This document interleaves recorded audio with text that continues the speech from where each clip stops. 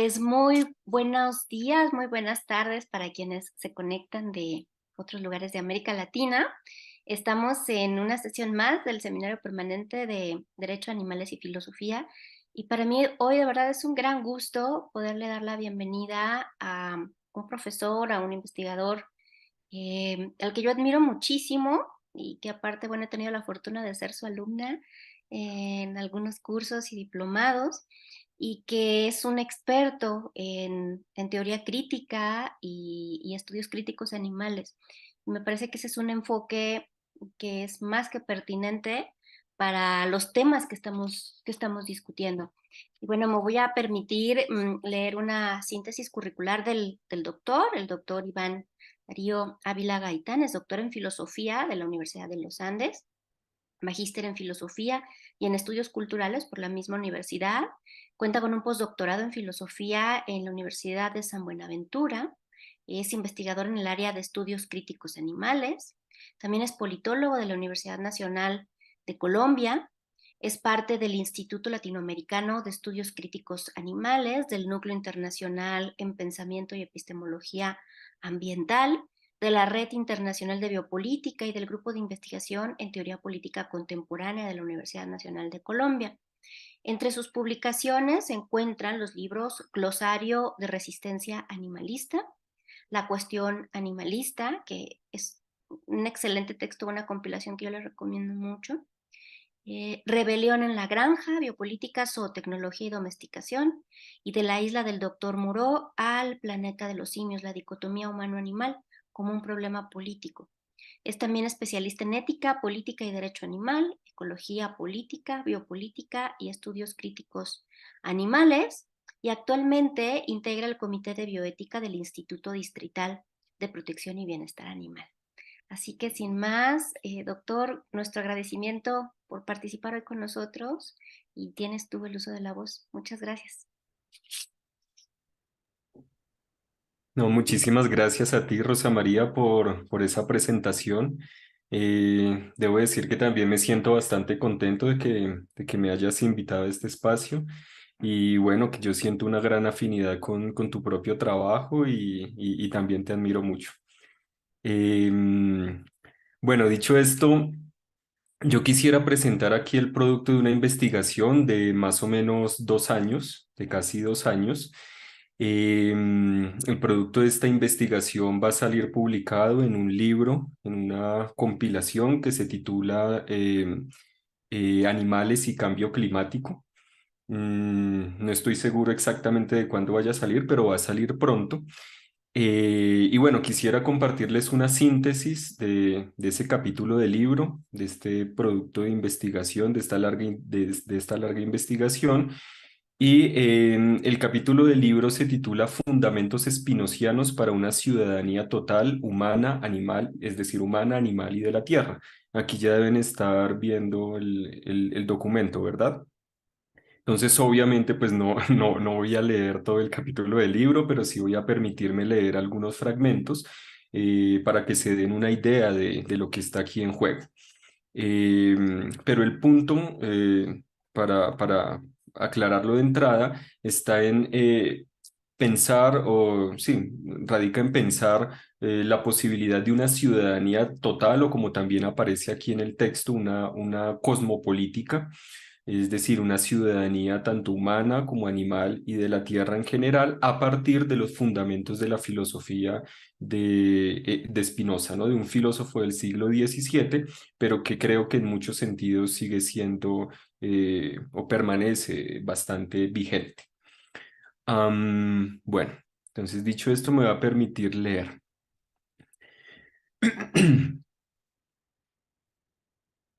Si de repente quieren que aclare algo en la medida en que voy leyendo, pues no se preocupen, me pueden intervenir, no hay problema. Spinoza argumenta, Spinoza argumenta que la idea de causa final asociada a la clásica naturaleza de las cosas, es decir, dada a priori en consonancia con el orden entero del cosmos, es ocasionada por la fetichización o independización del efecto generado por las afecciones de determinados entes sobre nuestros cuerpos. Bueno, esto puede sonar un poquito denso de entrada, pero ya lo voy a explicar a continuación. Por otro lado, ya que nuestros cuerpos experimentan sensaciones agradables, desagradables y valoran lo que es útil de acuerdo con su propia potencia, las causas finales, la naturaleza de las cosas y los universales se establecen como si la realidad y sus entes fueran agradables, es decir, buenos, desagradables, es decir, malos, y útiles o inútiles en sí mismos, antes que respecto a nuestros cuerpos. Finalmente, ignorantes de nuestros condicionamientos, los seres humanos solemos considerar nuestros deseos como manifestación de una voluntad libre que, asimismo, es fetichizada y extrapolada a uno o varios seres supremos imaginarios, Dios o dioses, quienes habrían creado arbitrariamente cada cosa con su respectiva naturaleza, finalidad y utilidad. Dos puntos. Los ojos para ver o los dientes para masticar, por ejemplo, pero también, abro comillas, las hierbas y los animales para alimentarse, el sol para iluminar, el mar para criar peces, cierro comillas. Esta cita es extraída de la Ética de Spinoza, como la que sigue a continuación. En suma, se trata de un proceso que hace que los seres humanos, abro comillas, consideren todas las cosas de la naturaleza como si fuesen medios para conseguir lo que les es útil, cierro comillas. Teniendo en cuenta lo anterior, el lugar de los animales en la filosofía de Spinoza resulta cuando menos desconcertante. Es evidente que este autor expresa toda una modernidad temprana capaz de cuestionar el orden teleológico, jerárquico y divino del cosmos, en el que unas criaturas han sido hechas o existen en función de otras. Uno de los principales contendientes acá es, por supuesto, Aristóteles. Platón se da por descontado, pero también las teologías hebreas y cristianas predominantes en las Provincias Unidas del siglo XVII. Spinoza niega vehementemente que los animales estén hechos para alimentarnos o que el mar se encuentre dispuesto para criar peces. Más aún, asume que cada una de esas singularidades vivientes tiene su propia naturaleza inmanente o potencia, y que si pensamos que su naturaleza existe en función de la nuestra, es sólo debido a que independizamos el efecto generado por las afecciones de determinados animales sobre nuestros cuerpos.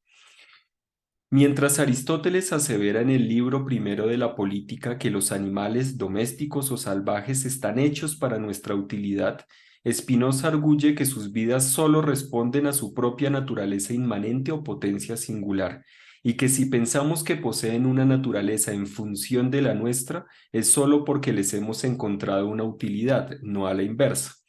Abro comillas. Cada cual juzga las cosas según la disposición de su cerebro, o más bien, toma por realidades las afecciones de su imaginación. Cierro comillas. En ese mismo sentido, Spinoza confronta la clásica definición aristotélica del ser humano como animal racional y otras similares.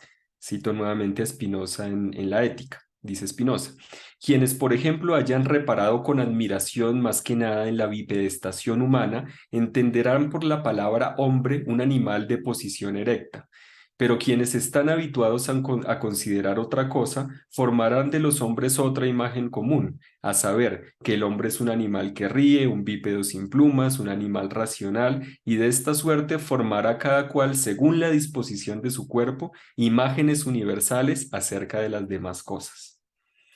Los filósofos de la tradición imperante en Occidente, empezando por Platón y Aristóteles, no habrían hecho otra cosa que exaltar y fetichizar aquello que les ha impresionado de los seres humanos, bipedestación, racionalidad, sociabilidad, etc., convirtiéndolo en un universal que se presenta como científico cuando es solo un producto de la imaginación, a saber, de aquello que más estimula sus propios cerebros. No obstante, según Spinoza, abro comillas, la perfección de las cosas debe estimarse por su sola naturaleza y potencia, y no son más o menos perfectas porque deleiten o ofendan los sentidos de los hombres, ni porque convengan o repugnen a la naturaleza humana. Cierro comillas. En suma, cualquier existente, sea humano o no, posee una naturaleza inherente y solo responde a la singularidad de su propia potencia. Spinoza está negando no solo la idea clásica de la naturaleza de las cosas, incluyendo la naturaleza humana, en tanto universal, sino a su vez, pues obviamente, toda causa final, para decirlo en términos aristotélicos, y por lo tanto que unos seres estén hechos por naturaleza para otros. Y lo que nos dice es que sencillamente tenemos un montón de cuerpos singulares, y esos cuerpos singulares se definen por su propia potencia, ¿no? Por su naturaleza, pero su naturaleza inmanente, inherente, y que no son ni buenos ni malos de entrada. Nada está hecho de antemano para la satisfacción o utilidad de otro, ni existen naturalezas o formas en un sentido aristotélico o platónico a las cuales debamos plegarnos.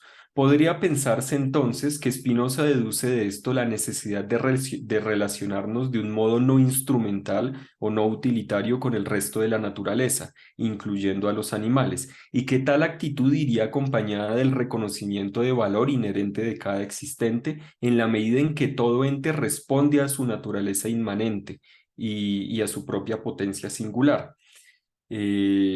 Sin embargo, en la parte cuarta de la ética, Spinoza apunta a lo siguiente. Aquí viene la mala noticia, y es que Spinoza, si bien niega la idea clásica de la naturaleza de las cosas, en torno a la naturaleza de las cosas, niega las causas finales, que unas cosas estén hechas para otras, eso no lo lleva directamente a valorar inherentemente a cada existente. Vamos a ver qué es lo que dice Spinoza entonces sobre los animales. En su virtud es evidente que leyes como la que prohibiera matar a los animales estarían fundadas más en una vana superstición y en una mujeril misericordia que en la sana razón. Este es el Spinoza detestable. Pues la regla según la cual hemos de buscar nuestra utilidad nos enseña sin duda la necesidad de unirnos a los hombres, pero no a las bestias o a las cosas cuya naturaleza es distinta de la humana, lo cual no parece contradictorio con lo que acabo de explicar. Sobre ellas tenemos el mismo derecho que ellas tienen sobre nosotros, o mejor aún, puesto que el derecho de cada cual se define por su virtud, o sea, por su poder, resulta que los hombres tienen mucho mayor derecho sobre los animales que estos sobre los hombres. Y no es que niegue que los animales sientan. Aquí de fondo hay una discusión con Descartes o Descartes, como le quieran decir, que ahorita la desarrollaremos más adelante. Lo que niego es que esa consideración nos impida mirar por nuestra utilidad, usar de ellos como nos apetezca y tratarlos según más nos convenga, supuesto que no concuerdan con nosotros en naturaleza y que sus afectos son por. Como queda evidenciado en este fragmento, Spinoza no solo no rechaza una actitud utilitaria o instrumental respecto al resto de la naturaleza, incluyendo a los animales, sino que además objeta la posibilidad de instaurar leyes que prohíban matar a los animales y usarlos o tratarlos como más nos apetezca o convenga. Igualmente, argumenta que si esto es así, se debe a que los animales no concuerdan con la naturaleza de los seres humanos. Pareciera, pues, que Spinoza ha cambiado todo para no cambiar nada. Él sería el gran alquimista gatopardista de la modernidad temprana. Ha cuestionado los conceptos clásicos de naturaleza humana, pluralidad de sustancias y causa final que históricamente han servido para legitimar la subordinación, explotación y sujeción de los animales y el resto de la naturaleza, pero para pasar a afirmar un llano uso y abuso sin ningún tipo de protección. Cuando Spinoza alude a la naturaleza humana, sin embargo, no se refiere a la concepción de naturaleza o forma aristotélico-platónica. Por ende, ningún ente existe por naturaleza para otro. En su filosofía monista solo existe una substancia con infinitos atributos, de los cuales conocemos dos, pensamiento y extensión. Al tiempo, esa substancia, también conocida como naturaleza naturante, se expresa de infinitos modos, que es a lo que se le denomina la naturaleza naturada. Los modos de existencia no son otra cosa que autoafecciones de la propia substancia, la cual se autoproduce y autoorganiza sin teleología, pues ella de nada carece, nada tiene que llegar a ser, simplemente es y afirma su infinita fuerza de existir. En términos materialistas inmanentes, podría decirse que todo lo existente es expresión de una misma materia o naturaleza, y que esa materia o naturaleza, en tanto causa de sí, se autoproduce y autoorganiza de infinitas maneras. Los entes no se diferencian por su substancia, que siempre es la misma para todos, ni mucho menos a través de ideas producto de la imaginación como la de naturaleza o forma aristotélico-platónica. No hay nada en potencia que deba pasar al acto ni una materia a la espera de adquirir forma. Tampoco una gran cadena del ser en la que unos entes estén hechos o existan para otros. Los entes se diferencian tan solo por su naturaleza inherente o inmanente, que equivale a su potencia singular y poder de actuar, es decir, de afectar y ser afectados. En síntesis, los entes se diferencian entre sí por lo que pueden hacer, por su poder de obrar, no por lo que a priori en un marco metafísico cosmológico sean. Entonces aquí básicamente estoy hablando de a qué hace referencia Spinoza cuando alude a la naturaleza humana. Cuando él alude a la naturaleza humana, no es que esté replegándose nuevamente sobre las ideas clásicas de naturaleza, de tradición platónica y aristotélica, sino que aquí la naturaleza básicamente se convierte en sinónimo de potencia vital, de la fuerza de existir que expresa cada ente, pero también se convierte en sinónimo del poder de obrar, de un poder de afectar y de ser afectado. Es así que se define la naturaleza de las cosas en Spinoza. Entonces, los seres humanos, en tanto entes singulares, tendrían una determinada potencia vital y un determinado poder de afectar y de ser afectados. Eh, entonces, vamos a ver a qué nos referimos con más detenimiento con esto. Eh, y aquí aparecen de nuevo los animales, ¿no? El resto de animales, los animales no humanos. Entonces, continúo leyendo. Las ranas, por ejemplo, en virtud del tipo de relaciones que constituyen sus cuerpos, son capaces de saltar en algunos casos hasta 150 veces su tamaño, mientras que en el caso de los seres humanos, el salto más alto registrado ha sido, con mucho entrenamiento, de 2,45 metros de altura. Parece que frente a las ranas, los humanos son unos impotentes saltadores. Empero, en contraste, ninguna rana ha logrado imaginar una metafísica como la de Aristóteles o los niveles de desarrollo tecnocientífico humanos actuales. Esto no hace a los seres humanos superiores, como tampoco las ranas se convierten en superiores a partir de su capacidad de salto. Por consiguiente, ¿cómo es que Spinoza pasa de la discordancia de naturaleza al uso instrumental de los animales? Entonces, como acabo de decir, lo que hay es diferencias en términos de la potencia vital y del poder de obrar, pero cómo de esa diferencia de naturaleza, así entendida, pues pasa Spinoza a legitimar nuevamente el uso instrumental de los animales, ¿no? Eso no es para nada evidente. Entonces, vamos a mirar qué es lo que sucede allí. Si la diferencia de capacidades, naturaleza inmanente o potencia singular no significa superioridad o inferioridad natural, ¿cuál es el razonamiento que conduce a esa conclusión? La clave para responder estas interrogantes se encuentra en la definición séptima de la parte segunda de la ética, donde Spinoza define las cosas singulares de la siguiente manera, abro comillas. Entiendo por cosas singulares las cosas que son finitas y tienen una existencia limitada. Y si varios individuos cooperan a una acción de tal manera que todos sean a la vez causa de un solo efecto, los considero a todos ellos en este respecto como una cosa singular. Esa parte es muy importante, porque cosa singular no es que sea una cosa no compuesta. No, una cosa singular, de hecho, es una cosa compuesta, solo que esa cosa compuesta, en la medida en que pasa por ese proceso de composición, se convierte en causa de un mismo efecto. Entonces, repito, cosa singular no es cosa no compuesta. De hecho, las cosas singulares son siempre composiciones de cuerpos heterogéneos, pero de cuerpos heterogéneos que concuerdan de algún modo en naturaleza, en sus naturalezas inmanentes, inherentes. Entonces, vamos a seguir hablando de esto. para ver a dónde nos lleva Spinoza con su argumento. Todo ente o cuerpo es expresión de una misma materia o substancia, que es la naturaleza naturante, por lo que es expresión de una existencia infinita e ilimitada, pero considerado de manera singular es finito y limitado.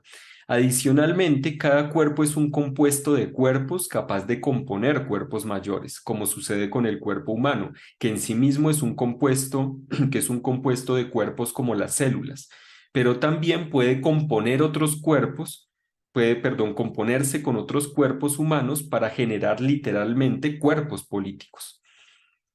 En Spinoza, las relaciones de composición y descomposición entre los cuerpos que hacen parte de la naturaleza naturada resulta fundamental, pues si bien en virtud de que todos son expresión de una única substancia que afirma su fuerza de existir sin teleología, poseen una tendencia a perseverar en su propia existencia o conatus. Al ser cosas, al ser cosas singulares, finitas y limitadas, estos entes ven aumentada o disminuida su potencia vital y su poder de obrar en la medida en que entran en relaciones respectivamente de composición o descomposición con otros entes. Cosa singular, como ahorita decía, cosa singular no es sinónimo de cosa no compuesta. Por el contrario, las cosas singulares son compuestos de cuerpos que han logrado concordar en sus naturalezas al punto de considerarse causa de un solo efecto o causa de un mismo efecto.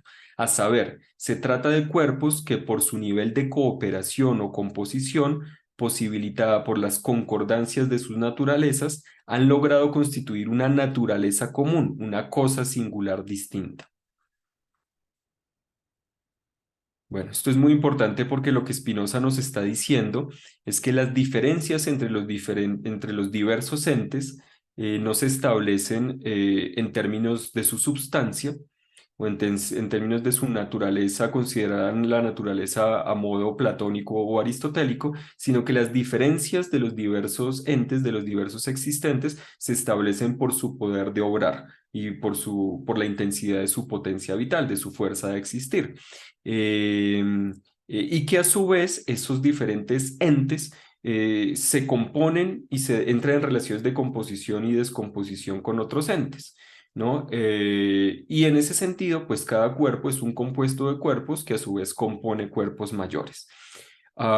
Y que dada la naturaleza singular, inmanente, inherente de cada ente, pues esos cuerpos pueden entrar en relaciones justamente de composición. Y por lo tanto hay que entender muy bien en qué consiste la naturaleza de esos entes, de esos cuerpos que solemos llamar humanos, porque sólo así podemos entender la naturaleza del cuerpo político mismo, porque el cuerpo político no es otra cosa que un compuesto de cuerpos humanos que concordan en naturaleza, que concuerdan, perdón, en naturaleza, en esas naturalezas inmanentes, inherentes, es decir, en lo que sus cuerpos y mentes pueden hacer, pueden obrar, y en la intensidad de su fuerza de existir, de su conatos. Entonces, dicho esto, continúo con la lectura. La filosofía espinociana asume que toda cosa conocida, humana o no humana, es cosa pensante, pues el pensamiento es un atributo de la substancia de la cual todo ente existente es expresión. Entonces, claro, ya decíamos que en Spinoza solo existe una substancia, no hay pluralidad de substancias, una sola substancia o una sola naturaleza que se expresa de infinitos modos, en diferentes modos de ser o modos de existir. Son los diferentes entes. Pero esa única naturaleza, dice Spinoza, aunque tiene infinitos atributos, pues conocemos dos de ellos. De esa naturaleza, aunque tiene infinitos atributos, conocemos dos de ellos, que son el atributo pensamiento y el atributo extensión. Es decir, la naturaleza considerada en general es una naturaleza material, ese es el atributo extensión, es una naturaleza enteramente material, pero a su vez una naturaleza pensante, una naturaleza que tiene el atributo pensamiento. ¿Esto qué significa? Significa palabras más, palabras menos, y para decirlo en términos contemporáneos, significa que la naturaleza, esa única naturaleza existente que se expresa de infinitos modos, esa única naturaleza existente se autoafecta, es decir, se autoorganiza y autoproduce. ¿Mm? Y en esa autoorganización y autoproducción pues va produciendo a su vez, valga la redundancia, determinadas leyes, diría Spinoza, ¿no? Determinadas pautas, determinadas normas y también determinadas instituciones. Eh, entonces, lo que Spinoza nos está diciendo, repito, es que todo ente existente es un ente pensante, en la medida en que expresa el pensamiento que es característico de la naturaleza en general. Por lo tanto, no tenemos unos entes pensantes por un lado, por ejemplo, los seres humanos, y por otro lado, los animales y una naturaleza pasiva, muerta, que carezca de pensamiento. No, si los seres humanos pensamos, es porque expresamos el atributo pensamiento que es inherente a la naturaleza en general. Eh, pero repito, no solo los seres humanos pensamos. En general, los entes expresan el atributo pensamiento que es inherente a la naturaleza en general. Entonces, de eso es de lo que vamos a hablar a continuación. Descartes o Descartes en este punto se distanciaría radicalmente de Spinoza. Vamos a hacer una comparación entre los planteamientos de Descartes y los de Spinoza. Pues para él, es decir, para Descartes, la res extensa, es decir, todo lo existente que no sea Dios y el ser humano, carece de pensamiento inherente.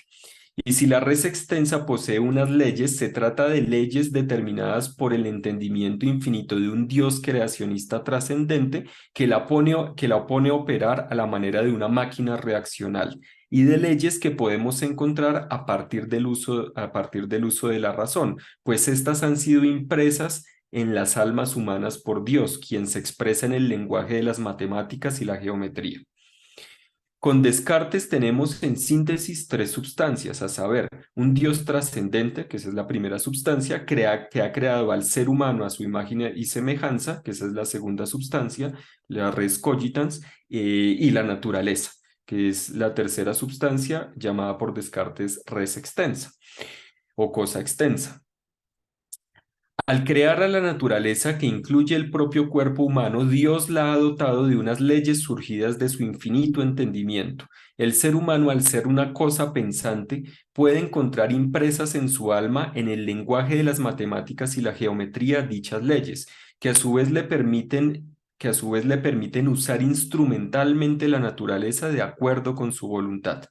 El esfuerzo de la razón cartesiana es un esfuerzo por distanciarse de la naturaleza, abstraerla geométrica y matemáticamente y, por último, usarla instrumentalmente según la utilidad y voluntad.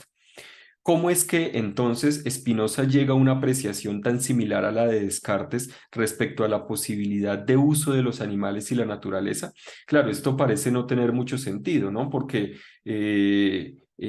en Descartes, por supuesto, la naturaleza que se diferencia de lo humano es una naturaleza pasiva, una naturaleza que no piensa, y el ser humano que se caracteriza por ser cosa pensante, ¿no? La res cogitans, es un ser que además tiene voluntad y que puede entender las leyes a través de las cuales opera esa naturaleza que ha sido creada por Dios, la primera sustancia, por un Dios trascendente, creacionista, con voluntad también.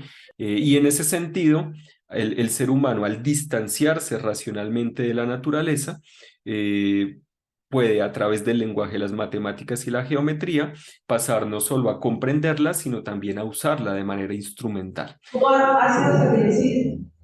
Esa es, ese es el argumento cartesiano. Sin embargo, con Spinoza tenemos un punto de partida completamente diferente, porque Spinoza nos dice, no hay tres sustancias, no está Dios, la res cogitans, ¿no? El pensamiento humano, la conciencia en últimas, y la res extensa, la cosa extensa, la naturaleza, la materialidad pasiva, con unas leyes determinadas en primer lugar por Dios. Spinoza no nos está diciendo eso, Spinoza nos está diciendo, hay una sola sustancia y esa única sustancia, esa única naturaleza ya es pensante, ya es material y pensante al mismo tiempo. Por lo tanto, se autoproduce y se autoorganiza. Entonces, ¿cómo es que de puntos de partida tan diferentes estos dos filósofos, Descartes y Spinoza, llegan a una conclusión tan similar, que es la del uso instrumental de los animales y la naturaleza. Eso es lo que voy a abordar a continuación. Recordemos que, según Spinoza, aunque todo ente humano o no humano expresa el atributo pensamiento de la substancia y por consiguiente es pensante, no todos los entes piensan de la misma manera. Esto es bien importante. Los seres humanos considerados como cosas singulares son seres característicamente pensantes, pues son seres con una potencia imaginativa y especialmente racional destacable. Cabe en este punto aclarar que Spinoza dedica su filosofía casi enteramente a la explicación y comprensión de los comportamientos humanos, sea a nivel individual relacional, que es lo que hace en la ética, o propiamente político, que es lo que hace en el Tratado Teológico Político y en el Tratado Político. Sus otras obras se concentran en asuntos de geometría, matemáticas, física, gramática y en los fundamentos de su filosofía en términos metafísicos y epistemológicos. Áreas como la medicina, la zoología y la botánica no fueron de especial interés teórico para él. Esto probablemente tiene que ver, por un lado, con su herencia racionalista crítica cartesiana, para la cual el mundo físico se comprendía mejor a través de la geometría y las matemáticas, y por el otro, con que ese racionalismo es compensado con un retorno a la filosofía entendida como forma de vida, especialmente en la tradición atomista de Epicuro, Demócrito y Lucrecio. Siendo así, aunque Spinoza incardine al ser humano y lo conciba como una expresión de la substancia entre otras tantas, es decir, una expresión de la naturaleza entre otras tantas, no por ello lo descentra absolutamente, sino que pone el foco en la especificidad de su mente o pensamiento.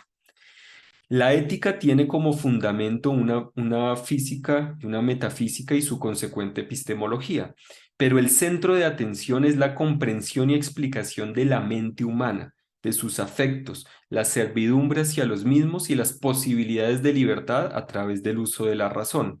La razón es el más potente de los afectos y el afecto tan característico de esas cosas singulares llamadas humanas que, por su particularidad, Spinoza llega a tematizarlo incluso como algo diferente de los afectos. Debemos detenernos un poco en esta materia, puesto que, de lo contrario, no podría explicarse cómo Spinoza llega a conclusiones tan parecidas a las de Descartes en relación al uso instrumental de los animales y la naturaleza, pero tampoco cómo, a partir de sus propios fundamentos filosóficos, es viable pensar una ciudadanía lo suficientemente amplia como para involucrar a todas y todos los seres humanos, los animales y la tierra en su conjunto en un horizonte democrático radical. Spinoza define en su Ética los afectos del siguiente modo: por afectos entiendo las afecciones del cuerpo, por las cuales aumenta o disminuye, favorecida o perjudicada la potencia de obrar de ese mismo cuerpo, y entiendo al mismo tiempo las ideas de esas afecciones. Así pues, si podemos ser causa adecuada de alguna de esas afecciones, entonces entiendo por afecto una acción, en otros casos una pasión. Posteriormente establece que nuestra mente obra ciertas cosas, pero padece ciertas otras, a saber, en cuanto que tiene ideas adecuadas, entonces obra necesariamente ciertas cosas, y en cuanto que tiene ideas inadecuadas, entonces padece necesariamente ciertas otras. Los seres humanos, concebidos en tanto cosas singulares, poseen mente y cuerpo como expresión de dos de los infinitos atributos de la única substancia existente, que son los atributos del pensamiento y la extensión. Ya hemos dicho asimismo que en Spinoza no hay dualismo cartesiano, a diferencia de lo que sucede en Descartes, en Spinoza no hay dualismo. Por lo que aquello que pasa por la mente pasa por el cuerpo y viceversa, lo que pasa por el cuerpo pasa por la mente. La mente y el cuerpo en ese sentido no son diferentes, ¿no? No son sustancias diferentes. También señalamos que todo ente, como expresión de la fuerza de existir de la substancia, posee conatus, a saber, una tendencia a perseverar en la existencia, en su propia existencia. Pese a que en la filosofía spinociana no hay una pluralidad de sustancias, sí existen lo que él denomina naturalezas singulares o esencias, que equivalen al conatus o potencia singular, que no es otra cosa que una intensidad específica de la infinita potencia de la naturaleza entera o substancia. En el caso de los seres humanos, esa potencia o conatus se expresa como deseo y especialmente como razón. Al deseo, Spinoza lo denomina en latín cupiditas. La razón, consecuentemente, es el más potente de los afectos debido a que constituye la máxima expresión de la potencia específicamente humana, por lo que es concomitantemente lo que hace al humano el tipo de ser que es, su modo específico de individuación o esencia. Así, el ejercicio de la razón constituye el proceso mismo de producción de lo específicamente humano, mientras que la ausencia de su ejercicio acerca a los humanos a los animales, brutos, bestias o autómatas, que son los términos que utiliza el propio Spinoza. En otras palabras, en Spinoza la razón es un obrar, es una acción, pero es un obrar, una acción de la mente que se corresponde específicamente con esos cuerpos que solemos llamar humanos. Y a través del uso de la razón, el ser humano realmente se individua como humano. No existe una naturaleza humana a priori, es a través de la acción racional que el ser humano se convierte en humano. Y por lo tanto, si no ejercita la razón, pues no se individúa como humano, sino pues como otra cosa. Y eso no tiene nada de bueno ni de malo a priori, ¿no? Es decir, es simplemente un acontecimiento que se da en la naturaleza. Entonces es el tipo de obrar de la mente de cada ente el que define lo que es ese ente, pero a su vez ese obrar de la mente implica un determinado obrar del cuerpo, del cuerpo del que se trate. Entonces, esta parte es muy importante porque es el problema, en últimas es el problema de la individuación en la filosofía de Spinoza, cómo un ente llega a ser lo que es a través de su propio obrar, ¿no? El problema, repito, de la individuación. Vamos a desarrollar esta parte porque es la parte crucial. Y con esto vamos cerrando. De lo anterior se desprende fácilmente que la mente obra o actúa realmente cuando tiene ideas adecuadas, mientras que padece, es decir, experimenta los afectos como meras pasiones cuando las ideas son inadecuadas, es decir, no racionales y asociadas solo a la imaginación. Se ha dicho que en todo caso el pensamiento humano es imaginativo y no netamente racional, y que de hecho los humanos son capaces de grandes cosas efecto del uso de la imaginación. Pero lo esencialmente humano radica en su racionalidad. La racionalidad, al ejercitarse, al ejercerse, individúa al humano en tanto humano. La imaginación permanece en el ámbito de la pasión o pasividad, puesto que con ella nos quedamos con las imágenes que se derivan del encuentro de nuestro cuerpo con otros cuerpos externos. La razón conlleva un real obrar o actividad propiamente dicha, puesto que su ejercicio hacia los humanos singularmente humanos, los individúa como humanos. A través de la razón aumenta, a través de la razón aumenta su potencia vital singular, mientras que con las pasiones y sus imágenes la potencia puede aumentar o disminuir de manera absolutamente volátil, dependiendo de la aparentemente fortuita relación con otros cuerpos o con cuerpos externos. La razón, a diferencia de los afectos considerados como pasiones y asociados a la imaginación, no se queda con los efectos generados a partir del contacto con cuerpos externos, sino que es capaz de desentrañar la red de causas y efectos, el juego de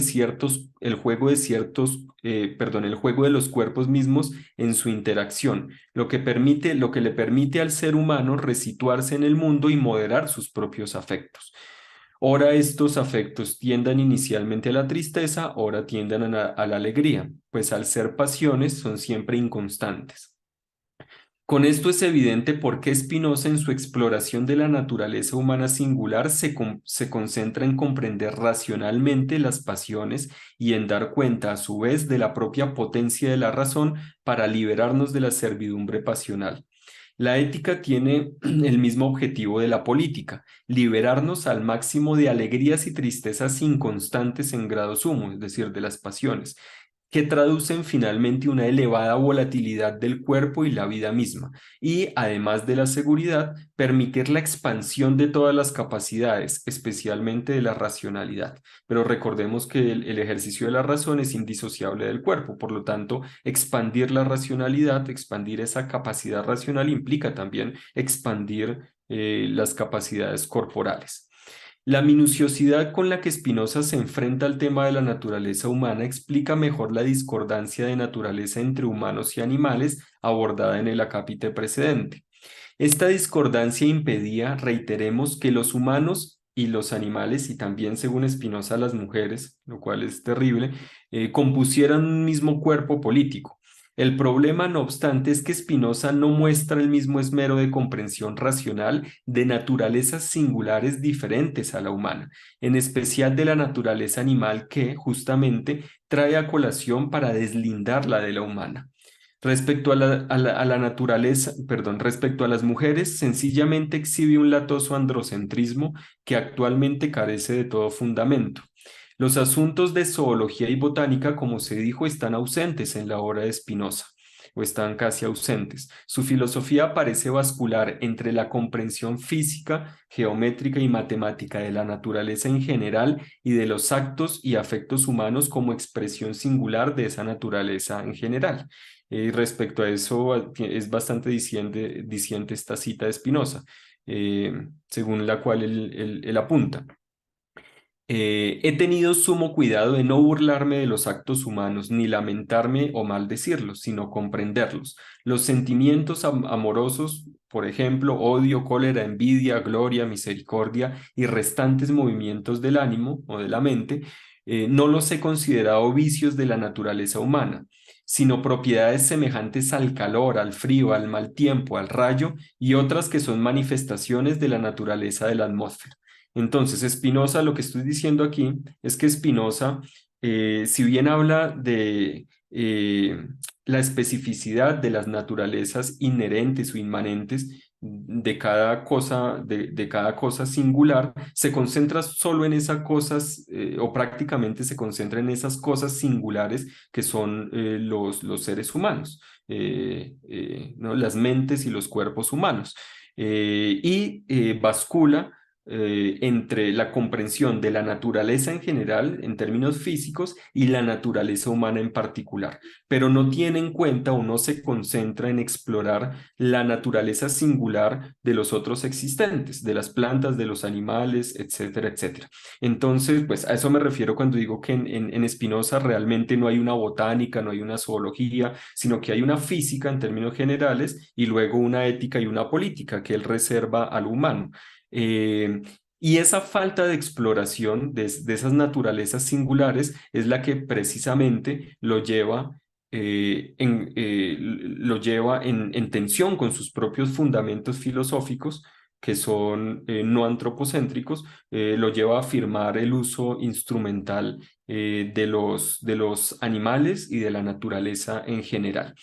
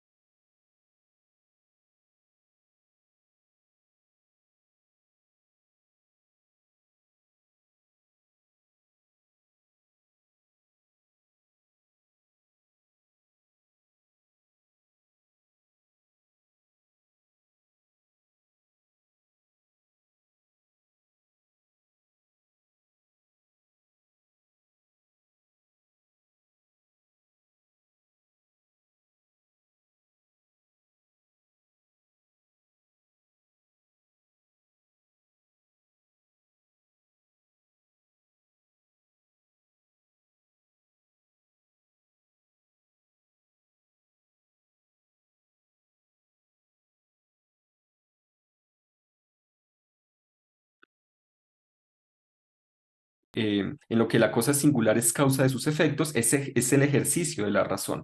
Con esto, Spinoza parece arrastrar no solo todo el peso de una tradición carnofalocéntrica, sino la clásica distinción entre reacción pasiva y respuesta activa que caracteriza la dicotomía animal-humano en el contexto de la cultura occidental. Esto es algo que Derrida ha explorado bastante bien. Aquí emergen innumerables interrogantes. ¿Pueden ser llamados en realidad humanos aquellos seres cuyas vidas son dominadas especialmente por las pasiones, empezando, según Spinoza, por las mujeres? Si no son humanos propiamente dichos, pero tampoco animales en sentido estricto, ¿en qué consiste su naturaleza singular? ¿Cuál sería la naturaleza singular de los animales? ¿Sería la misma para todos y para el resto de la naturaleza? Lo único que se puede asegurar es que, a diferencia de Descartes, Spinoza no percibía en los diversos entes de la naturaleza naturada, simples autómatas, no solo porque todo ente, como se advirtió, exprese el atributo pensamiento, lo que permite que tenga una consistencia y naturaleza singular como efecto de la autoproducción y autoorganización infinita de la substancia, es decir, de la naturaleza naturante, sino porque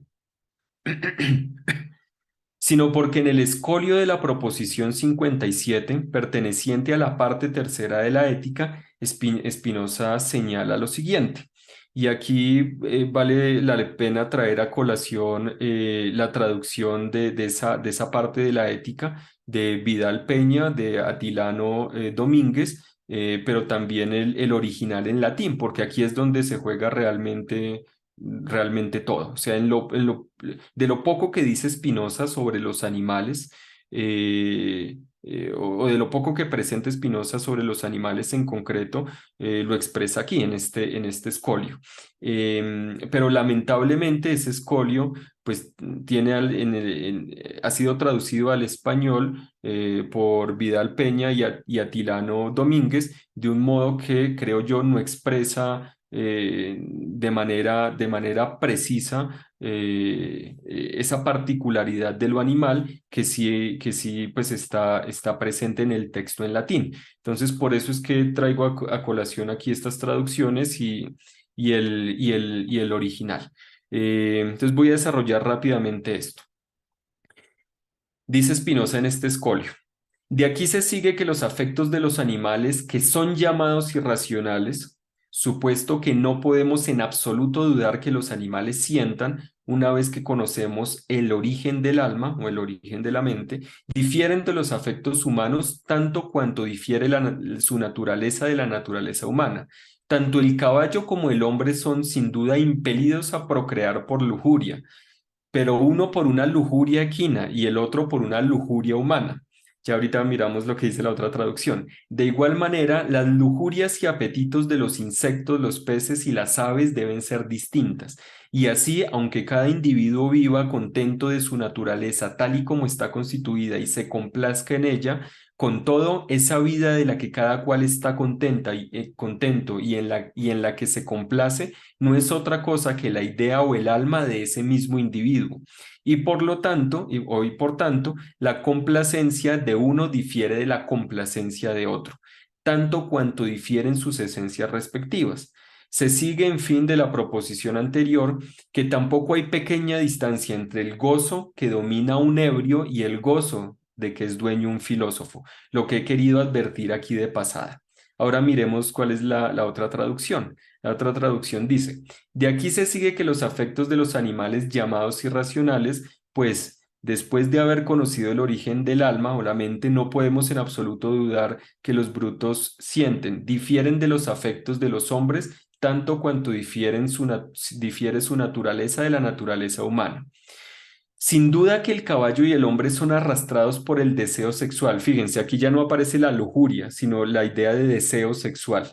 Pero veremos que en el original en latín la palabra además no expresa ni deseo en general, ni lujuria en particular, sino otra cosa. Entonces, sin duda que el caballo y el hombre son arrastrados por el deseo sexual de procrear, pero aquel por un deseo equino y este, en cambio, por un deseo humano. Y así también los deseos sexuales y los apetitos de los insectos, los peces y las aves deben ser distintos los unos de los otros. Así pues, aunque cada individuo viva contento con la naturaleza de la que consta y goce en ella, esa vida con la que cada uno está contento y ese gozo no son otra cosa que la idea o el alma del mismo individuo. Y por tanto, el gozo de uno discrepa tanto por naturaleza del gozo del otro, cuanto la esencia del uno difiere de la del otro. Finalmente, de la proposición precedente, se sigue que no hay tampoco pequeña distancia entre el gozo por el que el ebrio, por ejemplo, es guiado y el gozo que también guía al filósofo, lo cual he querido advertir aquí de paso. Entonces vamos a explorar ya para cerrar ese pequeño escolio, mirar qué es lo que dice Spinoza en el original en latín y de ahí pasar a formular ya concretamente esto de la cosmopolítica o la ciudadanía total, es decir, humana, animal y de la tierra. En este escolio, Spinoza se refiere a los animales como llamados irracionales porque de ellos no se puede afirmar, por un lado, que tengan una naturaleza irracional en el sentido aristotélico, es decir, tengan un alma sensible, ni por el otro que carezcan de su respectiva alma o expresión del pensamiento, que es atributo de la substancia. Los animales también son seres pensantes o con alma. Esto es muy importante. Para Spinoza, los animales también son seres pensantes o con alma. Ánima aparece en el original en latín. Y su alma o idea del cuerpo no es nada diferente al gozo o regocijo en la propia existencia singular. Recuerden, cuando un alma piensa adecuadamente, lo que está sucediendo es que realmente ese ente se está potenciando, ¿no? Está afirmando su fuerza de existir y por lo tanto también su cuerpo.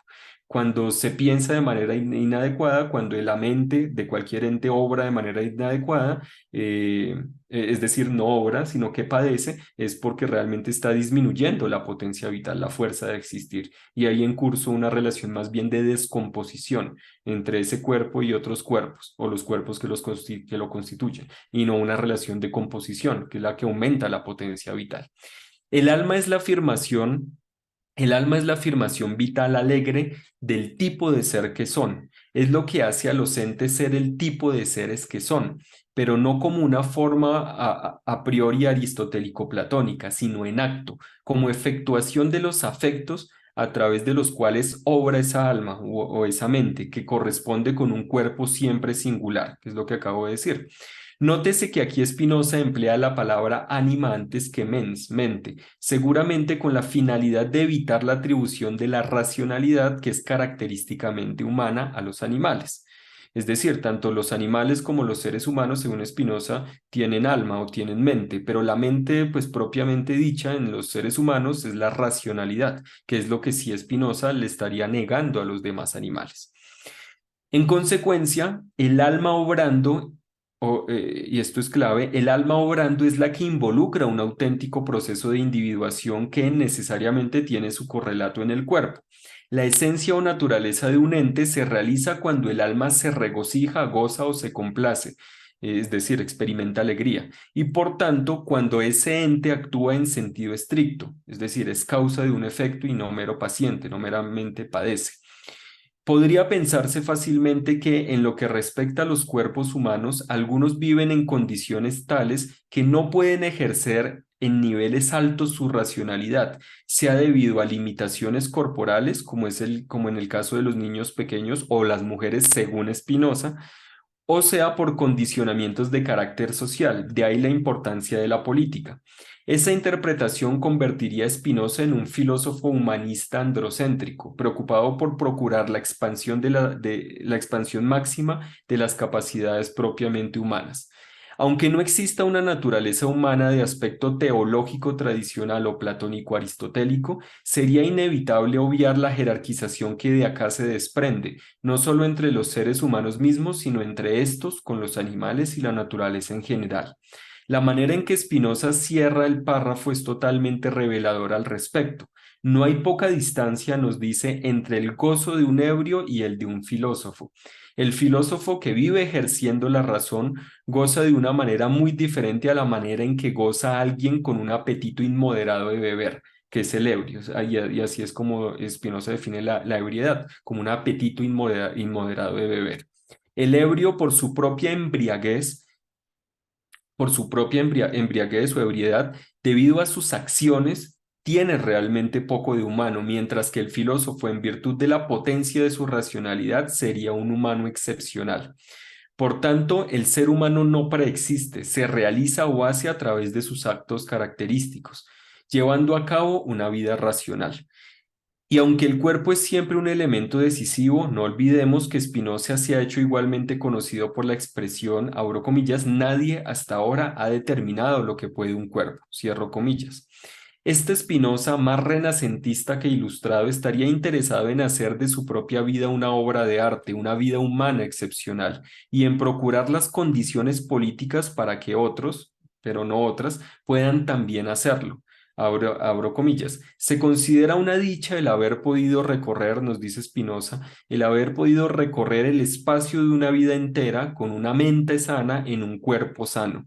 Así pues, en esta vida nos esforzamos ante todo en que el cuerpo de nuestra infancia, en que el cuerpo de los niños se cambie en otro, se transforme en otro, cuanto su naturaleza lo permita y a él le convenga, que sea apto para muchísimas cosas, referido a una mente que posea una amplia conciencia. Entonces aquí es cuando digo que el proyecto de Spinoza es un proyecto humanista androcéntrico, en el sentido de que es un proyecto orientado a expandir al máximo las capacidades mentales y corporales de los seres humanos. Eso lo pueden hacer en primer lugar, según el propio Spinoza, los filósofos que han dedicado a cultivar su propia vida, pero en general se deberían dar las condiciones políticas, las condiciones en ese cuerpo colectivo, que es el cuerpo político, para que la mayor cantidad de seres humanos, es decir, la mayor cantidad de seres que ejerzan la razón, sean capaces de expandir al máximo posible sus capacidades corporales y mentales.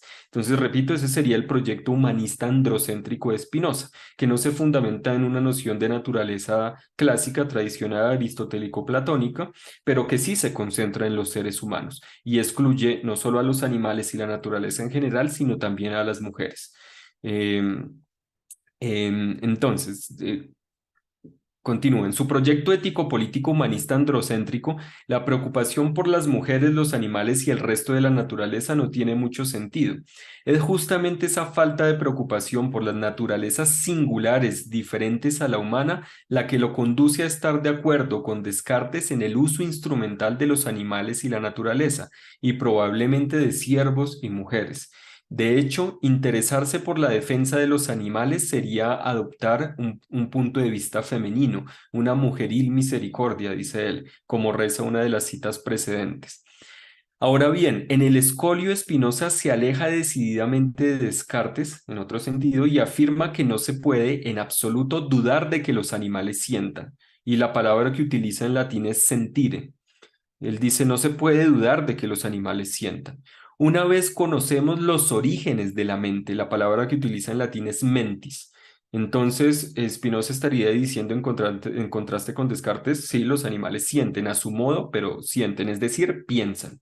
Hay una equiparación entre el pensamiento y la sintiencia. Hay un modo específico de pensar, de ser consciente, que es el sentir, dice el propio Spinoza, que es lo que les niega Descartes a los animales no humanos. Este debate es de la mayor importancia, puesto que Descartes en sus meditaciones metafísicas no niega que los animales sientan en términos de la capacidad de reaccionar ante determinadas afecciones, que esa sería una sintiencia lata, pero sí niega que esas reacciones puedan remitirse a un yo o individuo que las experimente como propias y por ende como realmente placenteras o displacenteras para ese individuo.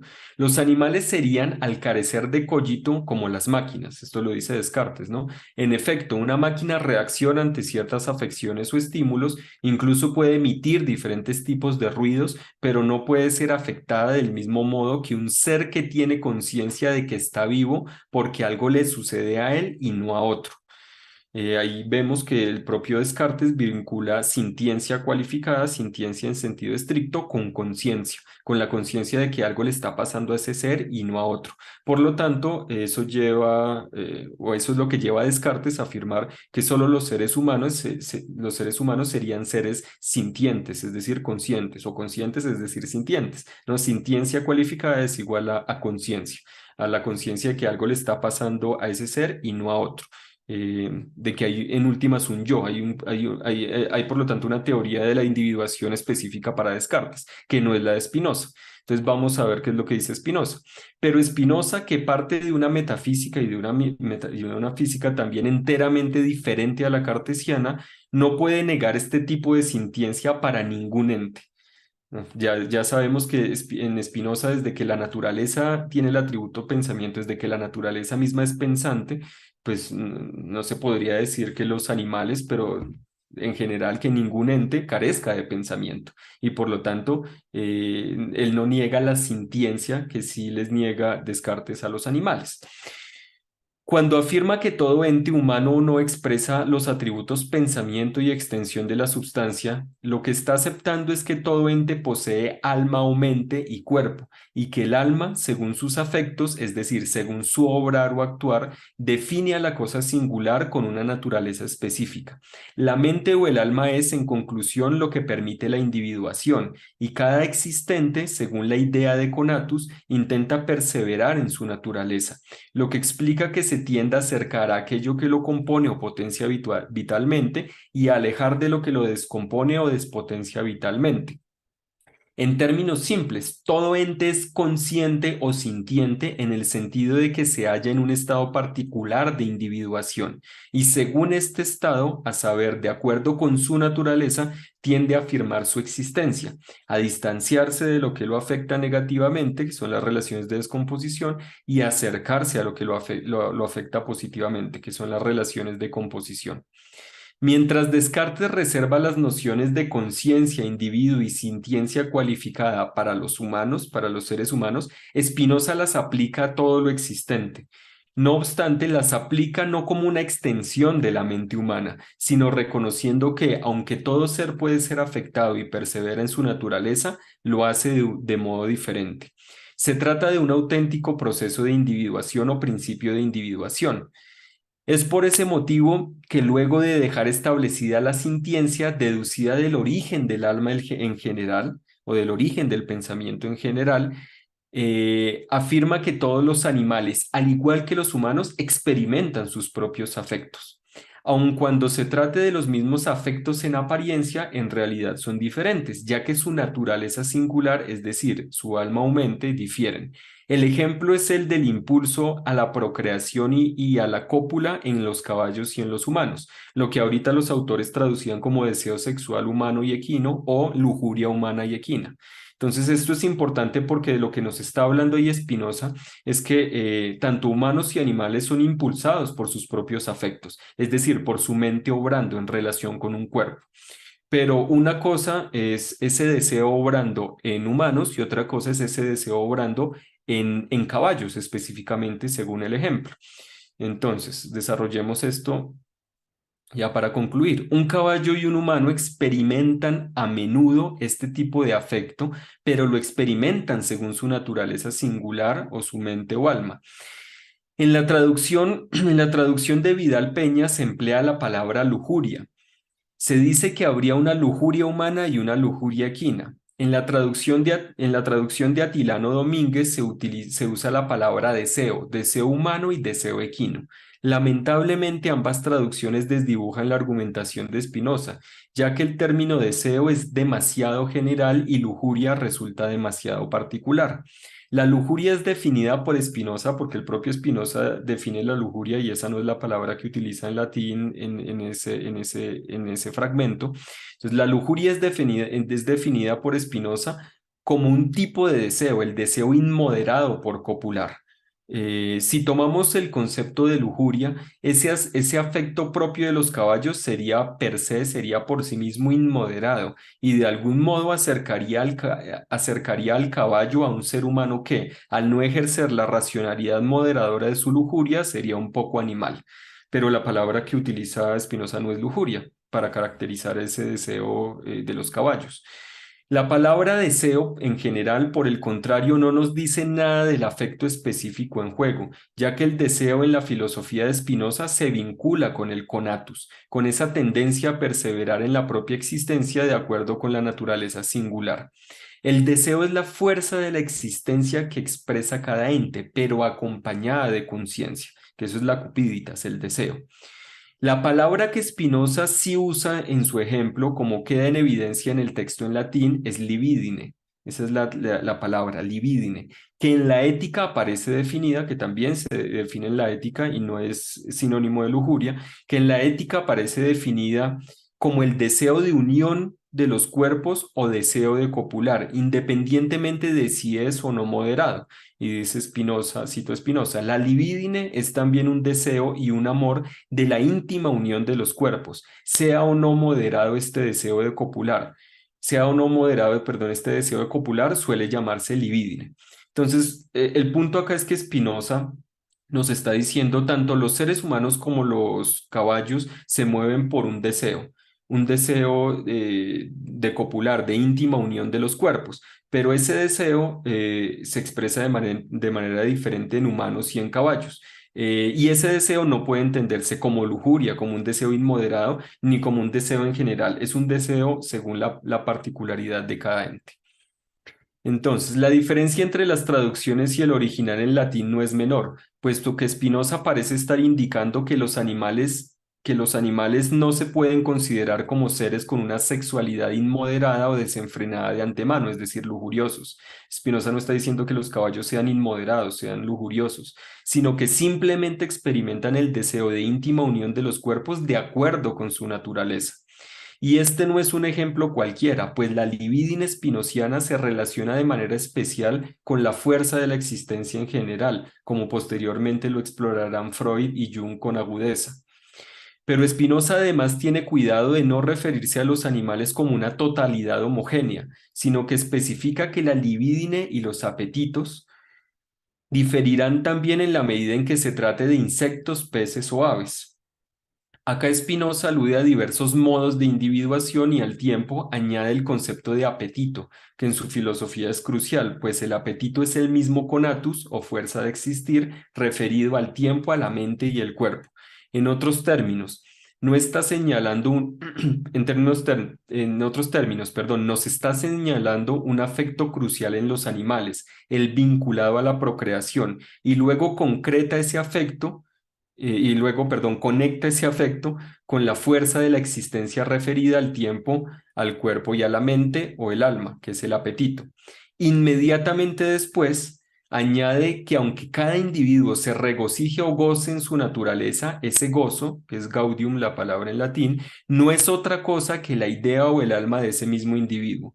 En síntesis, cuando Spinoza asevera contra Descartes que los animales sienten, establece que tienen algo en común, pues buscan autorrealizarse, afirmarse vitalmente y procrear, unirse y proliferar, pero que a la vez difieren, ya que lo que afirman, su gozo de existir, su regocijarse en la existencia, es singular en mamíferos, peces, aves, insectos y humanos. Por último, considerando este recorrido, resultaría sensato asegurar que Spinoza les estaría reconociendo a los animales cupíditas, es decir, conatus acompañado de conciencia, que es el tipo de conatus que la mayoría de los intérpretes asumen como característicamente humano.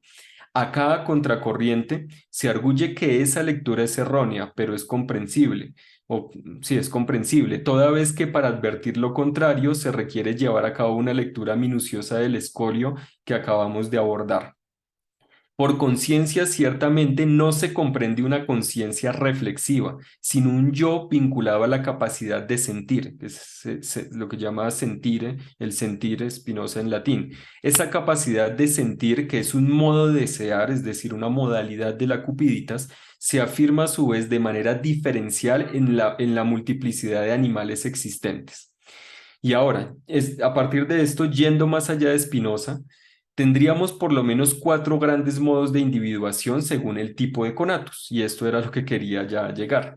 Entonces hay cuatro grandes modos de individuación según el tipo de conatus. Recordemos que el conatus es esa tendencia de todo ente a perseverar en su existencia, no solo a conservarla o preservarla, sino a perseverar en ella. Entonces el conatus, que siempre implica algún tipo de conciencia, conlleva a su vez ciertos modos de individuación según el tipo de conciencia. Entonces, por un lado tendríamos lo que Spinoza llama razonamiento en sentido estricto, que es el conatus acompañado de conciencia racional, que da lugar a un individuo, ese proceso de individuación, ese ejercicio de la razón como afecto, da lugar a un individuo que es el individuo racional. Tendríamos lo que Spinoza llama el sentir o la sintiencia, que es el conatus acompañado de conciencia sintiente, otro tipo de conciencia, la conciencia sintiente, que da lugar al individuo sintiente, otro modo de individuación. Tendríamos la cupiditas, propiamente dicha, que es simplemente el conatus acompañado de conciencia. Ahí tendríamos un individuo deseante, que es todo individuo orgánico. Y por último, la cupiditas simpliciter, que es conatus acompañado de conciencia simple. Eh, bueno, me queda un parrafito, yo creo que ya vale la pena cerrar.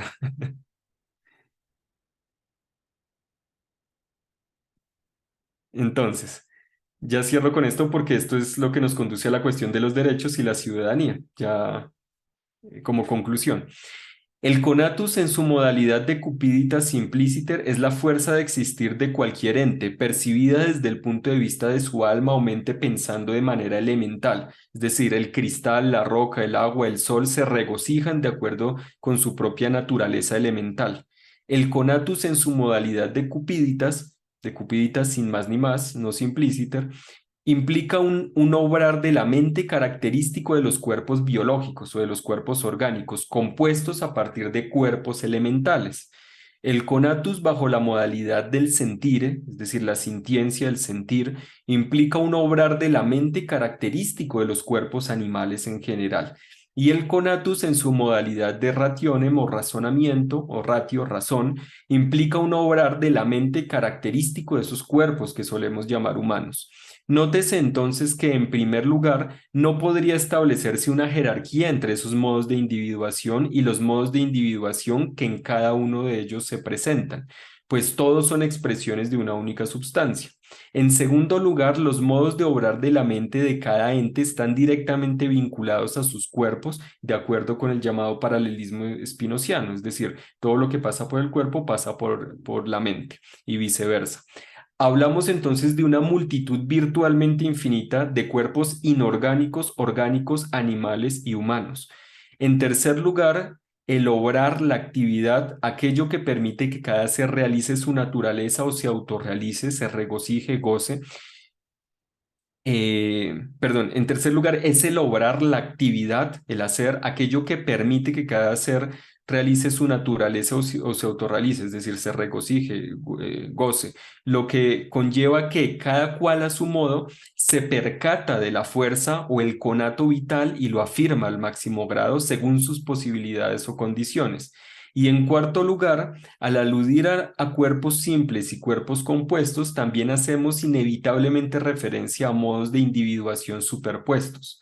El ejercicio del razonamiento, por ejemplo, para los entes con capacidad de razonar, implica a su vez su propia afirmación vital animal, es decir, la sintiencia biológica o orgánica, la cupiditas, e inorgánica, es decir, la cupiditas simpliciter.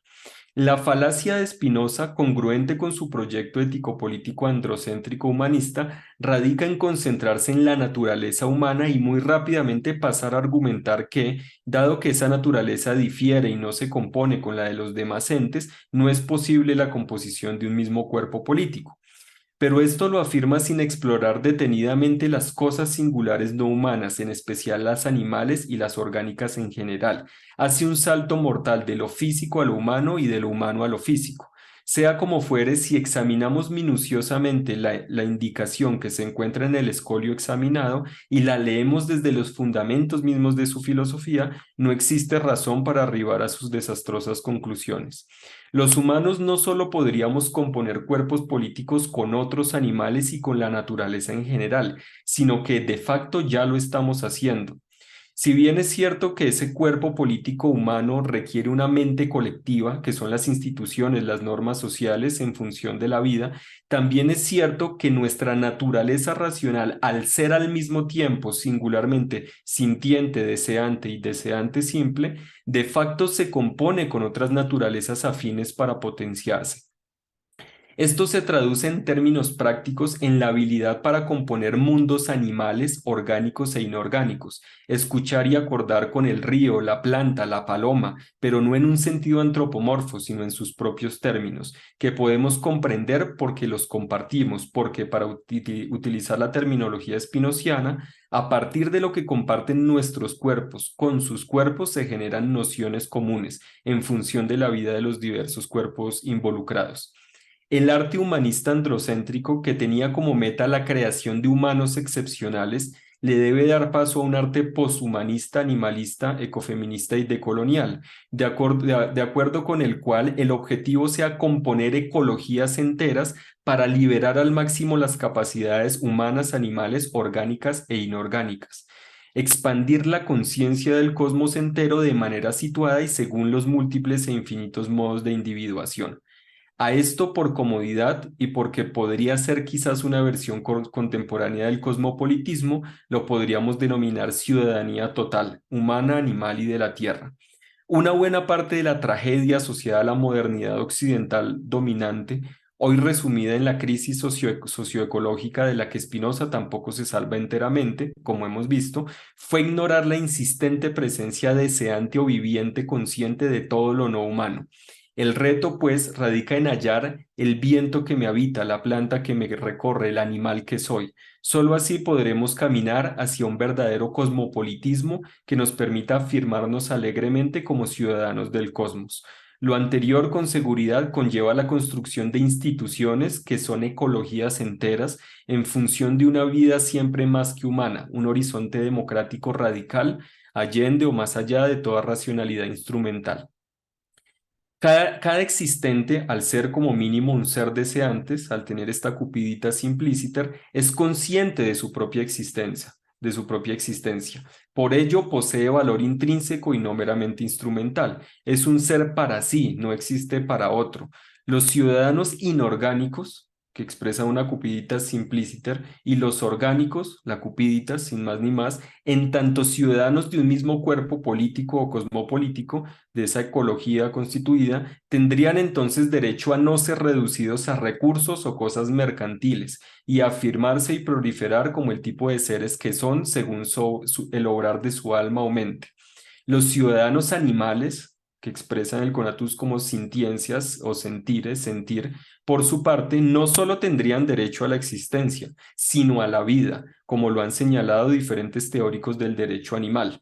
Es decir, no solo tendrían derecho a afirmarse y a proliferar, sino a no ser asesinados y poseídos, pues en virtud de su particular proceso de individuación están en la capacidad de experimentar la pérdida de la propia vida.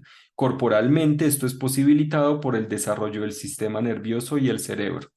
Consecuentemente, deberían gozar también de derecho a la integridad corporal y la libertad. En conjunto, entidades inorgánicas, orgánicas, animales y humanas gozarían de esa ecología compuesta, que es el cuerpo cosmopolítico, para expandir al máximo sus capacidades mentales y corporales singulares, a saber, de acuerdo con sus múltiples modos de individuación entreverados y superpuestos. Las normas e instituciones en general no tendrían solo un aspecto racional, sino también sintiente y deseante en general. Pero estos derechos, normas e instituciones, aunque gocen de fundamentos ontológicos, no están dados de antemano, se conquistan a través de la acción colectiva más que humana, se logran al calor de la lucha poshumana organizada. Así luce nuestro proyecto ético-político de cielo en la tierra ya en marcha. Esa es nuestra beatitud.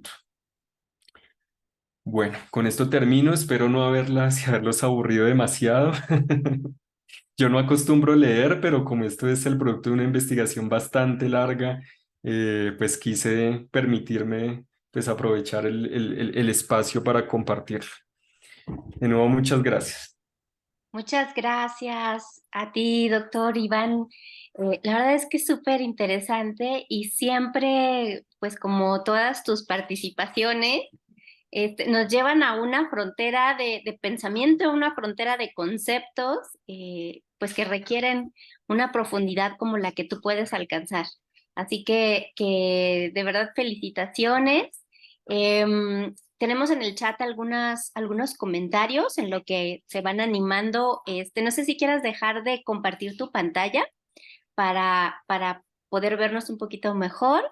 Y bueno, sobre lo que nos pide Jasky del link de la conferencia de criminología, yo se los envío, es del seminario que vamos a tener el viernes.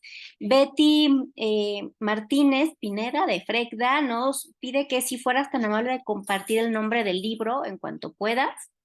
Y pues muchas felicitaciones, por ahí aplausitos del doctor Víctor Hugo Salazar y el doctor Antonio Bianquín levantó su mano. Sí, ¿cómo está Iván? Ante todo, los felicito por la interesante exposición. A mí, dentro de lo que usted pone, me genera una duda cómo quedaría posicionado el veganismo, porque el veganismo parece moverse dentro de ciertas dicotomías cartesianas y traspola categorías que hablábamos con Ross y Patrick sobre la vez pasada, incluso idea de sujetos, derechos, nos parecería no encuadrar bien y habría que replantear, o sea, en esta transición obviamente la usamos en favor de estas ideas, pero ¿cómo quedaría esta cuestión? Porque el derecho la verdad que tiene mucho de componente racional, lo vinculo porque vos dijiste o dijo, hay que construir instituciones que tengan aristas racionales, pero también emocionales, y ese es un problema de nuestras democracias e instituciones que nacieron a la luz de las revoluciones contemporáneas que están atravesadas de la racionalidad, esta racionalidad abstracta que está desligada de la vida. Entonces también eso, o sea, y ejemplo, cuando hablas de instituciones que tengan como tintes emocionantes o deseantes, que nos podrías dar algún ejemplo en concreto, porque como yo vengo del mundo del derecho, el derecho general se caracteriza por esta frialdad y racionalidad, y es muy poco frecuente. Yo de hecho veía la vez pasada una de las pocas convenciones internacionales que hablábamos, la Convención de los Derechos del Niño, o sea, no hay mucho lugar tampoco para el plano de los sentimientos.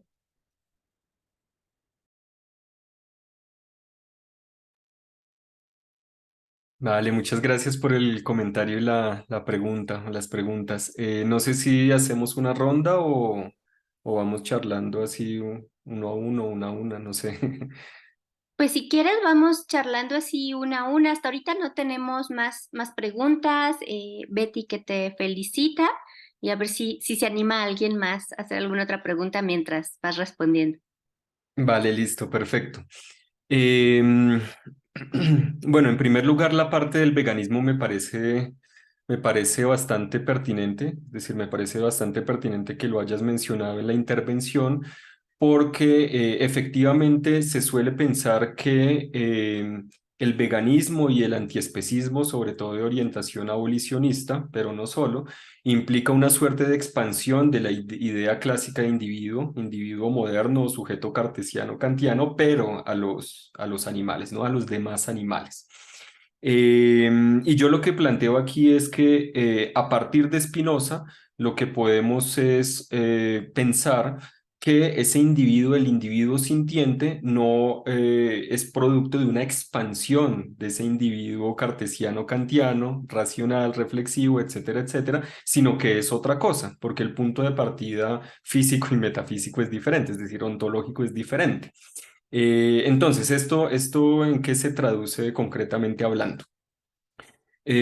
Podríamos decir al día de hoy que aquellos cuerpos que normalmente denominamos cuerpos animales tienen una capacidad que es la sintiencia, y como capacidad es un obrar, es un ejercicio, ¿no? Es decir, la sintiencia no es algo que esté allí de manera pasiva, reposando, esperando a que lo comprendamos, no, la sintiencia es el obrar de la mente de esos cuerpos que entendemos como cuerpos animales en general, incluyendo también los cuerpos que solemos llamar humanos, ¿no? Entonces, ese es el primer punto. La sintiencia sería el obrar de la mente de los cuerpos animales. Mientras que la particularidad de esos cuerpos, cuya mente obra sintiendo, es que tienen sistema nervioso centralizado y cerebro, o sistema nervioso centralizado como mínimo. Pero de nuevo, ese sistema nervioso o ese sistema nervioso centralizado y ese cerebro específicamente no se deben entender tampoco como eh, cuerpos pasivos allí dados sin más ni más, sino que son a su vez el producto de la composición de otros cuerpos, de cuerpos a nivel físico-químico, pero también orgánico, es decir, en la medida en que a nivel físico-químico hay determinadas relaciones de composición y también composición entre las células a nivel orgánico, es que es posible que emerja algo así como el sistema nervioso, y ese sistema nervioso se corresponde con una mente, es decir, con una dimensión deseante, que obra sintiendo, específicamente sintiendo. Eh, eh, y por lo tanto, entonces el cuerpo no está dado, el cuerpo siempre está en acción, es un cuerpo procesual, pero la mente tampoco está ya de antemano, sino que siempre una mente que obra, una mente procesual. Eh, y las dos cosas siempre se presentan al mismo tiempo, ¿no? Cuerpo y mente. Eso en el caso de los animales se expresa como sistema nervioso y sintiencia. Perdón, sí, como sistema nervioso y sintiencia o sentir, que es el obrar de esa mente, de la mente inherente a ese cuerpo. Entonces, aquí el individuo, ¿qué es? A eso era a lo que iba. A veces hablar de eso es un poco complejo porque implica simplificar muy rápidamente toda la filosofía de Spinoza y además habiéndola intervenido. Entonces, a veces es un poco difícil debido a eso. Pero el caso es que a lo que voy es que ese individuo así considerado, ese individuo sintiente así considerado, es decir, como producto de ese proceso de individuación a través del cual se genera ese cuerpo con sistema nervioso en acto y esa mente obrando, que es la de la capacidad de sentir desplegándose, a partir de ese proceso de individuación, consideramos entonces que los individuos sintientes, como diría también un autor como Alasdair Cochrane, los individuos sintientes lo que hacen es llevar a cabo un proceso, sí, un proceso o una simulación. Yo creo que esa palabra puede ser la palabra clave, una simulación integradora del propio cuerpo en determinado ambiente, que eso es lo que hace la sintiencia en relación con el sistema nervioso, lleva a cabo una simulación integradora del propio cuerpo en determinado ambiente. Y en la medida en que son capaces esos cuerpos y esas mentes de llevar a cabo esa simulación integradora del propio cuerpo en un ambiente, pueden percatarse de que algo les está sucediendo a ellos y no a otros, es decir, de que tienen una vida propia, una vida que puede ser afectada, que puede empeorar o que puede mejorar. Y así funciona ese modo de individuación específicamente animal, esa conciencia, la conciencia sintiente. Los seres humanos también funcionamos de esa manera en tanto animales, pero a su vez podemos ejercer, es decir, nuestras mentes pueden obrar de manera racional, es decir, de tal forma que comprendan sus propias relaciones, sus propios condicionamientos y los puedan llegar a intervenir, aunque no de manera pues absolutamente libre, ¿no? A partir de la libertad de la voluntad, que es algo realmente que niega Spinoza y que en lo cual ya pues yo tampoco creo. Pero la libertad propiamente humana, producto del ejercicio de la razón, estaría en la capacidad de comprender los propios condicionamientos, empezando por los condicionamientos físicos y biológicos, pero también los condicionamientos sociales, los condicionamientos también al nivel, ¿no? Afectivo en general. Y eso implica la expansión de una serie de capacidades que no están presentes en los cuerpos cuyas mentes solo obran de manera sintiente, ¿no? Específicamente sintiente. Pero los cuerpos humanos son cuerpos sintientes, es decir, son las dos cosas al mismo tiempo. Y lo que yo digo en contraste con Spinoza, con lo que afirma Spinoza, es que en la composición del cuerpo político no solo se componen las naturalezas humanas en tanto naturalezas racionales, sino que a su vez esos cuerpos se componen al nivel de la sintiencia y al nivel del deseo en general. Es decir, toda comunidad política o todo cuerpo político es ya una ecología, un cuerpo colectivo compuesto, así no lo queramos reconocer, por nuestros cuerpos literalmente, ¿no? A nivel biológico, pero también por una ecología compuesta por lo inorgánico. El arte entonces poshumanista, ya no humanista casi que renacentista al estilo de Spinoza, sino poshumanista y post, moderno, ¿no? Sería el de la capacidad de componer esas ecologías enteras, en donde las diferentes almas, sean deseantes, sintientes o racionales, concuerden entre sí, al tiempo que concuerdan los cuerpos. Sería todo un ejercicio de ecología política. Hacia allá va la cosa. Entonces, aquí no hay un individuo que sea la extrapolación a los animales del individuo moderno, cartesiano, kantiano o liberal, sino que hay otro tipo de individuo.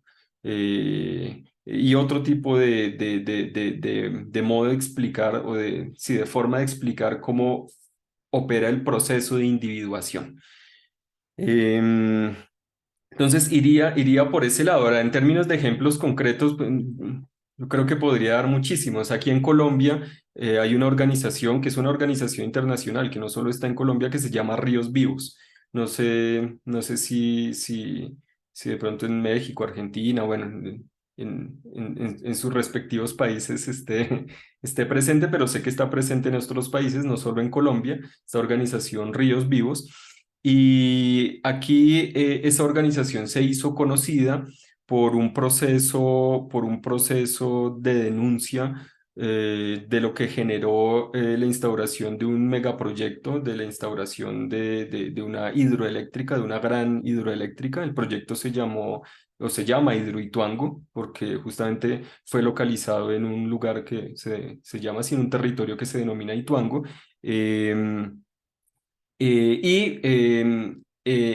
Lo que dicen, por ejemplo, desde el movimiento Ríos Vivos, es que ese megaproyecto, esa gran hidroeléctrica, se instauró allí sin primero haber pasado por la consulta, no solo la consulta previa a las comunidades humanas, en términos de diálogo racional, etcétera, etcétera, sino que ese megaproyecto fue llevado a cabo sin consultarle al río, al propio río. Estamos hablando de una hidroeléctrica, ¿no? Pero no se le consultó al propio río. ¿Pero qué es consultarle al río? Pues consultarle al río es entender el cauce del río, la manera en que se expresa el río, es decir, el conatus o la fuerza, la potencia vital de ese río. Entonces, ¿cómo componer allí, por ejemplo, un cuerpo político, cosmopolítico, una ecología política? Pues no solo poniendo en marcha estos procesos de diálogo racional en donde se habla con la comunidad, etcétera, etcétera, y la comunidad decide sobre lo que acontece en su territorio, sino que a su vez se tiene que entrar en diálogo con el río, pero también en diálogo con los seres sintientes, con los individuos sintientes que habitan ese territorio, ¿no? Ituango. Y de ahí van a salir una serie de normas, de instituciones, de procesos, ¿no? Se va a componer algo muy diferente a lo que se compuso habiendo desatendido al río, los animales e incluso las propias comunidades, que no se las consideró muy racionales, ¿no? Para discutir ni siquiera con ellas, en primer lugar, por ser comunidades ante todo rurales, campesinas. Entonces, en ese tipo de cosas estoy pensando. Ahora, ¿cuál sería el lugar allí de los derechos de los animales y del veganismo? No, pues sin lugar a dudas, en la medida en que los individuos sintientes tienen una vida, como lo puse al final del texto, pueden perderla. Y de ahí se desprende inmediatamente la reivindicación del derecho a la vida. Ellos pueden ser asesinados. Una planta no puede ser asesinada porque no tiene derecho a la vida, pero sí tendría derecho a la existencia, afirmar su existencia y afirmarla de modo relacional en esa ecología compuesta, en esa ecología política. Entonces la planta tiene derecho a proliferar y a afirmar su existencia, aun cuando no tiene derecho a la vida, pero tiene el derecho que se corresponde con su modo de individuación, que no es el modo de individuación sintiente, es un modo de individuación deseante. Pero también podríamos empezar a pensar pues en la roca, el viento, el agua, como también entes producto de un modo de individuación asociado a una cupidita simpliciter, como digo en el texto, es decir, a un deseo que no es un deseo que hace que esos entes proliferen al modo de los entes orgánicos, es decir, no se reproducen, no copulan, no se reproducen, no se afirman de ese modo. También tienen derecho a la existencia.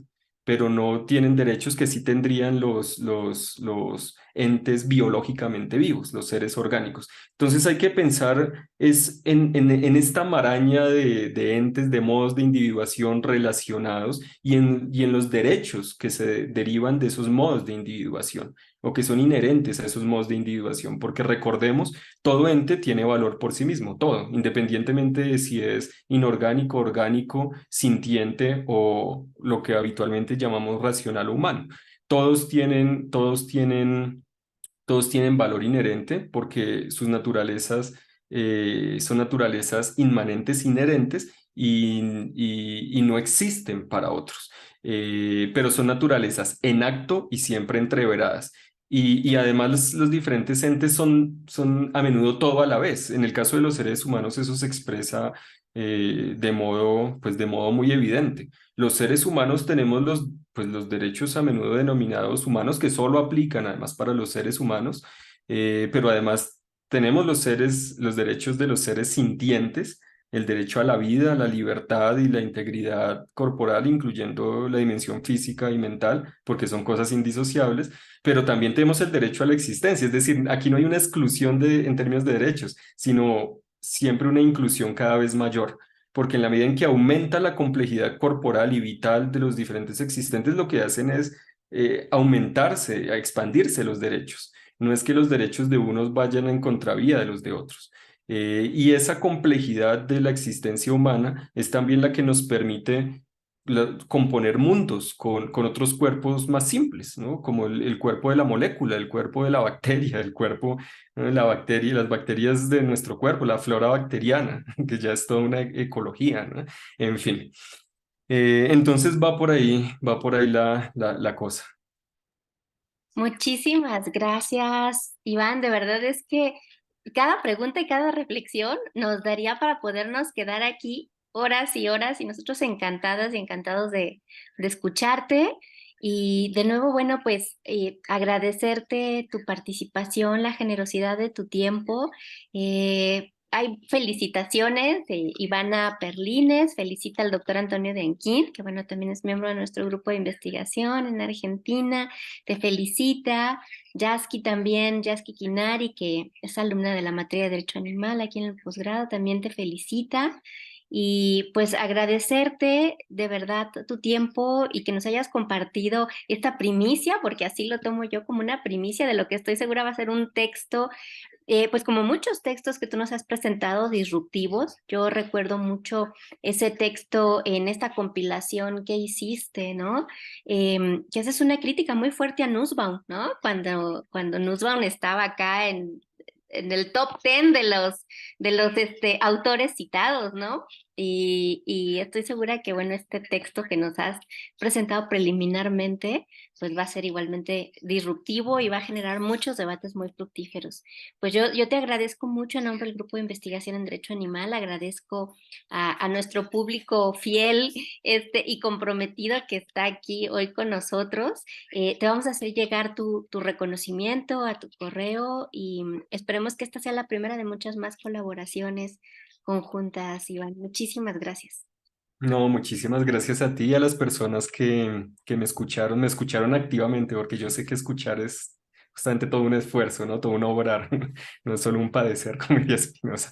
Eh, Respecto al título del libro, creo que va a ser, que se me había olvidado responder esa parte de la pregunta, el título del libro creo que va a ser Animales y Cambio Climático, no estoy seguro, lo pueden cambiar en estos días antes de que salga, pero pues a través de ti yo se los podría hacer llegar porque al parecer va a ser de distribución libre y gratuita.